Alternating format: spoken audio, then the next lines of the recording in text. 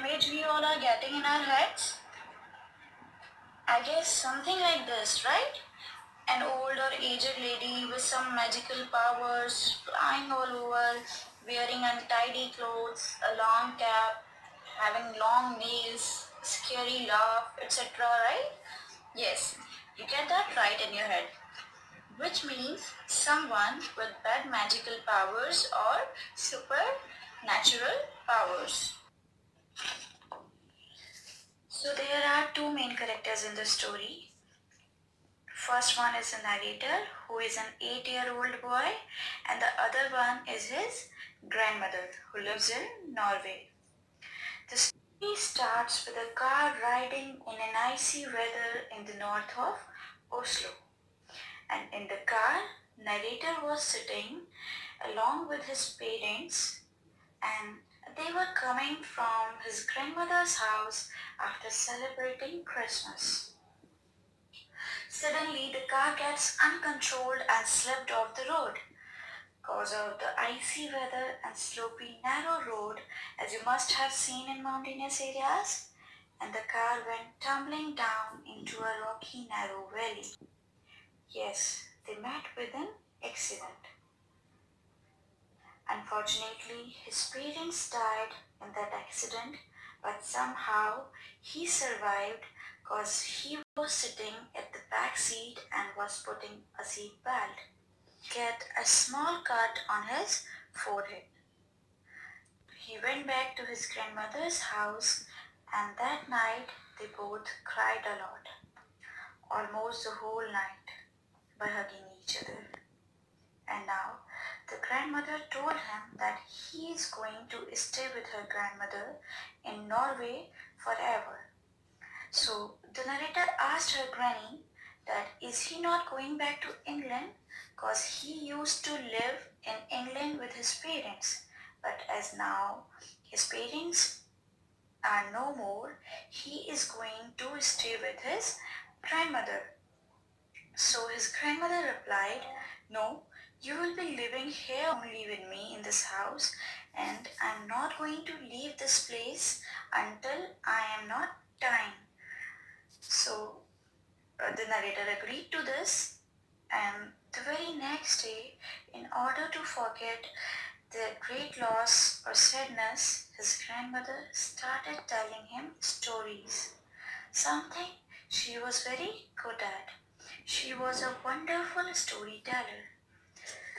The narrator was also very fond of her stories, but this time he was not getting that much interest until she got on the topic of witches.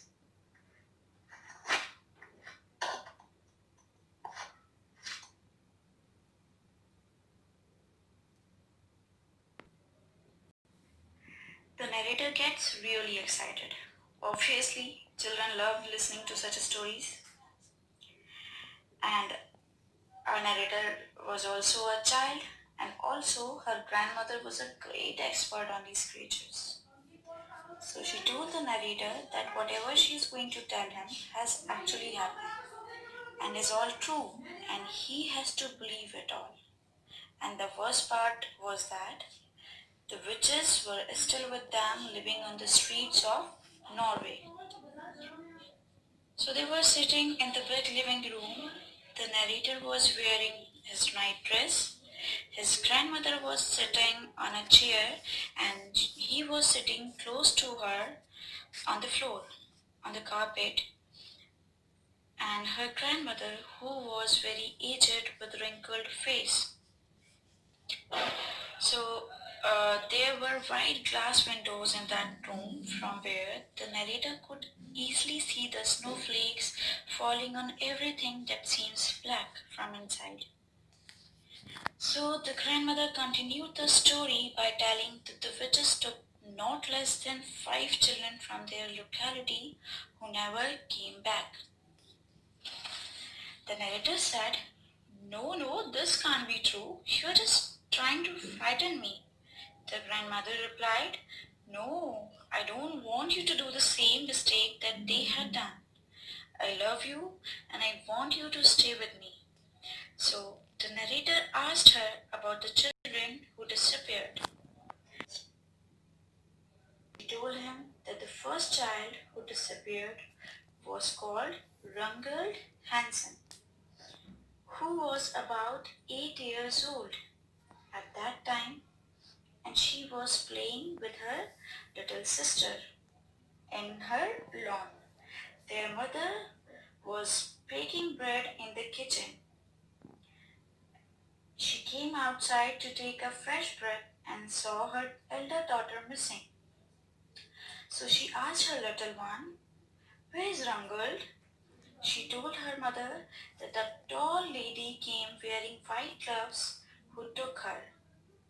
And since that day, nobody has seen Rangold.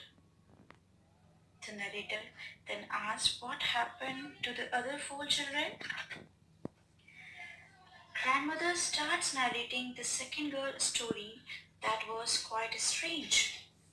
There was a family named Christian Sense.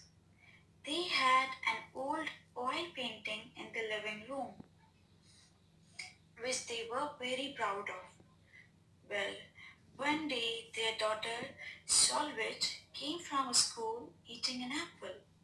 She told her parents that a nice lady has given it. The next morning, she was not in her bed. After searching everywhere, her father saw her standing in the painting, feeding the ducks. The father tried to take her out from that painting, but nothing worked. And since from then, she is just a part of that painting on the canvas. And since from then, the third story is about little Birgit Swanson. His grandmother told one day she started growing feathers all over her body. Within a month, she turned into a large white chicken. She even laid eggs of brown color. The fourth was a boy named Harold, whose skin went all grayish yellow. Then it became hard like a shell of a nut. And by evening, the boy turned to stone, a granite stone. The narrator asked her curiously about the fifth one. She said, "This one is a little interesting case. There was a boy called Leaf of 9 years who was holidaying with his family. Everyone was picnicking, swimming, enjoying. Leaf was also enjoying, and he was standing with his father, and he thought of diving into the water.